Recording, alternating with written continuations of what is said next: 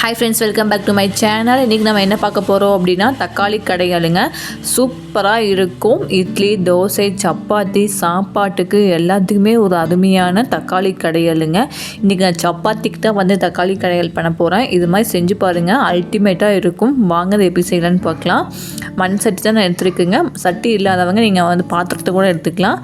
2 table spoon கடலெண்ணெய் சேர்த்துக்கங்க. கடுகு, உளுந்தம்பருப்பு, அது பொரிஞ்சு வந்ததுக்கப்புறம் சின்ன வெங்காயம் ஒரு 20 வெங்காயம் இருக்குங்க, அதையும் நம்ம சேர்த்திக்கலாம். இப்போ வெங்காயம் நல்லா வதங்கி வரட்டும். இப்போ காரத்துக்கு பச்சை மிளகாய், வரமிளகாய் சேர்த்துருக்கேன். பச்சை மிளகாய் வந்து இந்த மிளகாய் காரம் இருக்கிறதுனால நிறையா சேர்த்திருக்கேன். ஒரு கைப்பிடி அளவு கருவேப்பிலையும் அதையும் நம்ம சேர்த்திக்கலாங்க. வரமிளகாய், பச்சை மிளகாய் ரெண்டுமே சேர்த்திக்கங்க, டேஸ்ட் நல்லா இருக்கும். இப்போ வெங்காயம் நல்லா வதங்கி வரட்டும். தக்காளி நான் ஒரு 1/4 கிலோ தக்காளி நான் எடுத்துருக்கேங்க. 1/4 கிலோ தக்காளியை இது மாதிரி 4ஆக கட் பண்ணியிருக்கேன். ஒரு தக்காளியை 6ஆக கட் பண்ணி எடுத்துருக்கேங்க. இது மாதிரி கண்டமாக போட்டுக்கோங்க.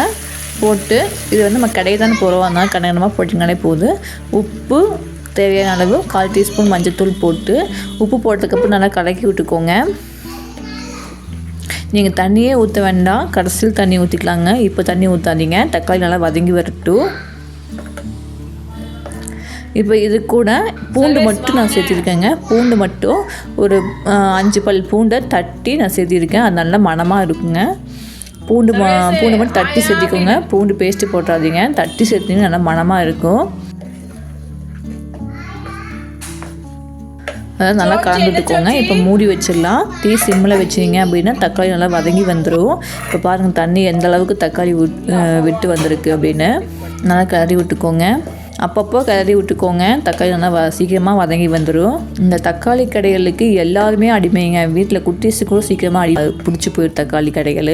கொஞ்சமாக 1 கிளாஸ் அளவு தண்ணி சேர்த்துருக்கேன். கொஞ்சமாக சேர்த்துட்டு மூடி வச்சுக்கலாம். மூடி வச்சுட்டு தக்காளி நல்லா வதங்கி வரட்டுங்க.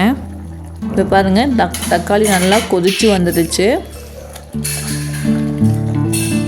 இப்போது நல்லா தக்காளி நல்லா பாருங்கள், இந்த அளவுக்கு தக்காளி சுண்டி அந்த தோலெல்லாம் தனித்தனியாக வந்துடுச்சுங்க. இப்போ தக்காளி வந்து நல்லா வெந்துருச்சு. இது கொஞ்சமாக உப்பு சேர்த்திக்கோங்க. உப்பு பத்தலினா இது கூட நம்ம வந்து மிக்சியில் போட்டு அரைச்சிடாதீங்க, டேஸ்ட்டே மாறி போயிடும். இது மாதிரி மத்தில் போட்டு கடைஞ்சிக்கோங்க. மத்தில் போட்டு கடைஞ்சதா அந்த டேஸ்ட்டே நல்லா இருக்குங்க. மத்தில் போட்டு நல்லா கடைஞ்சிக்கோங்க. நல்லா மை மாதிரியே கடைஞ்சிக்கோங்க. சூப்பராக ரெடி ஆயிடும்.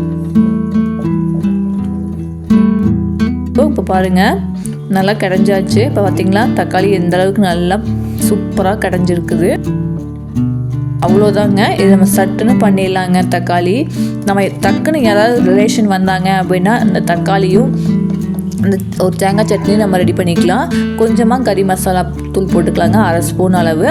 ஒரு கைப்பிடி அளவு தக்காளி புளிக்கும் பார்த்தீங்களா, அதனால் ஒரு 1/4 மூடி அளவு தேங்காய் துருவி சேர்த்திக்கலாங்க. கொஞ்சமாக கொத்தமல்லி தழை போட்டு அடுப்பு ஆஃப் பண்ணிட்டோம் அப்படின்னா டேஸ்ட்டு அல்டிமேட்டாக இருக்குங்க.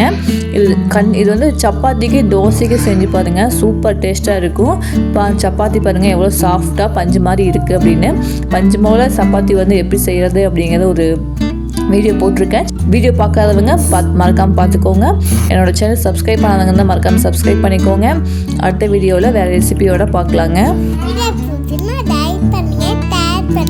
கமெண்ட் பண்ணுங்க,